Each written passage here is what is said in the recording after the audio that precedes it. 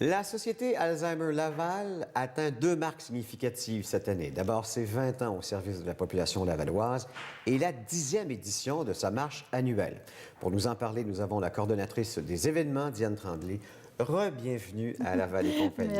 Merci beaucoup. Comme à chaque année, il y a bien sûr ces événements qui s'en viennent. Mais d'abord, pour ceux qui auraient manqué nos précédentes émissions, je pense qu'il faut resituer dans le contexte. Ça fait quoi, Société Alzheimer Laval?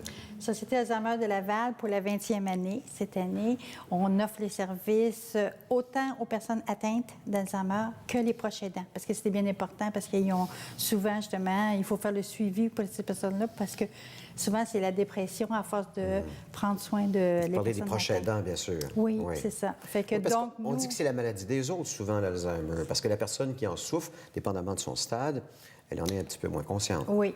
Tant qu'elle est à un certain niveau, elle est moins consciente, mais c'est les proches aidants qui le sont le plus.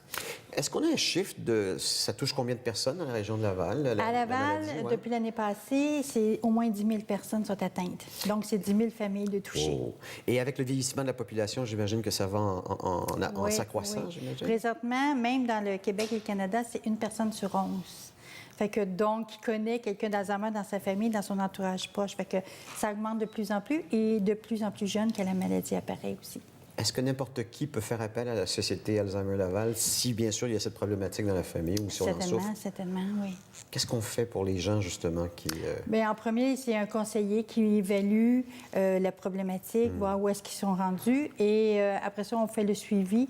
Si on peut recevoir la personne aussi atteinte pour l'infiltrer dans le groupe, pour qu'elle ne se sente pas isolée d'avoir cette maladie-là, puis parce que souvent, ils sont conscients encore. Oui. Donc, puis le proche aidant, bien, lui, ça donne du répit. Il l'envoie chez nous le jour, le soir, la fin de semaine. Ça lui donne vraiment du répit. Étiez-vous là lors de la première marche annuelle? Non, vous n'étiez pas là? non, ça c'est fait un des 3 gros ans. événements dans votre saison, la Société Alzheimer Laval, non? Oui. La marche, c'est nous qu'on a parti ça en premier. Maintenant, c'est à travers le Québec. Et depuis cette année, c'est à travers le Canada.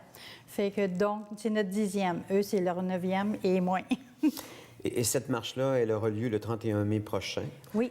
Est-ce que vous allez souligner le 10e anniversaire de cet événement? Oui, en soulignant, comme d'habitude, on fait des festivités, on a le repas, puis on fait les marches. On va le faire à l'école Père Vimont cette année. On a un nouveau circuit avec un nouveau parc. Et pour cette année, le 10e, on passe justement devant la Société Alzheimer parce que les personnes atteintes qui sont là, ils veulent nous faire des coucous, des bye-bye en passant. C'est beau.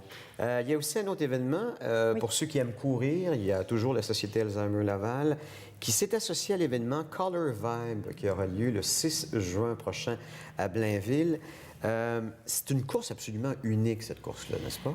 Oui, bien, Color Vibe, c'est connu mondialement.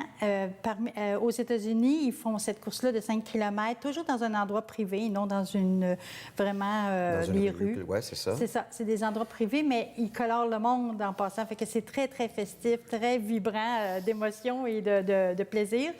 Donc, nous, on est pas les commanditaires, mais plutôt l'organisme à qui ils aident. Parce que partout où ils ont des courses, ils aident toujours un organisme. Pour la 2e année consécutive, c'est nous qu'ils ont choisi. Alors ça, celle-là, je vous donnerai les coordonnées à la fin. Puis, étant donné qu'on ne se verra pas cet été, Mme Tremblay, il faut absolument que je souligne la 6e édition du Pédale-Don, où on fait 100 km en 2 jours. On demande donc à les participants d'amasser 1 000 $ en commandite ou en don. Oui. Et on peut s'inscrire. C'est les 29 et 30 août prochains. Oui.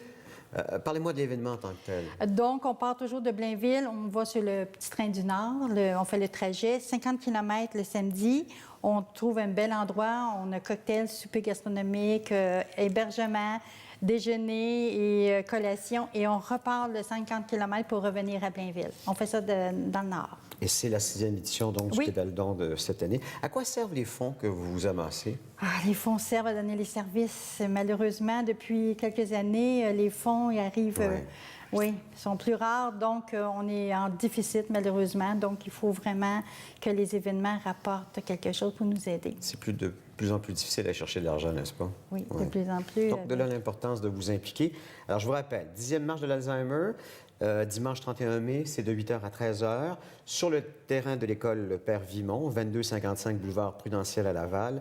Inscription Alzheimer laval.org, dimanche 6 juin, de 9h à midi. C'est la course 5 km Color Vibe Montréal-Blainville. Ça s'appelle ainsi, c'est pas la distance, là, sur le terrain de PMG Technologies, qui est au 100 rue Landais à Blainville. Et pour inscription, de colorvibe.com.